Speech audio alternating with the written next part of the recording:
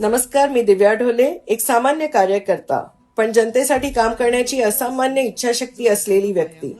माझ्या वॉर्ड क्रमांक 60 लोखंडवाला येथील सर्व माता भगिनींनो, ज्येष्ठ नागरिकांनो आणि तरुण मित्रांनो, तुम्ही माझा नमस्कार स्वीकारावा.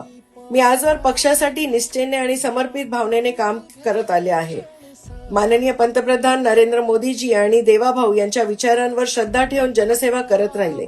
परंतु आज मी इथे एक वेगळ्या निर्णयासह उभी आहे, तुमच्या समोर आली आहे.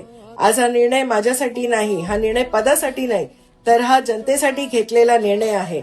स्थानिक नागरिकांच्या आग्रहाखातर तुमच्या आवाजाला व्यासपीठ मिळावं म्हणून जनता जनार्दनाचा मान राखण्यासाठी मी वॉर्ड क्रमांक 60 लोखंडवाला येथून अपक्ष उमेदवार म्हणून नामांकन दाखल केलं आहे.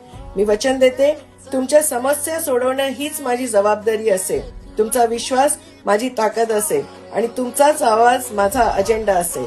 चला, आपण सगळे मिळून आपल्या वॉर्डसाठी, आपल्या भविष्याकरिता एक नवा आदर्श उभा करूया. तुमच्या दिव्या ढोलेलाच जिंकून आणूया.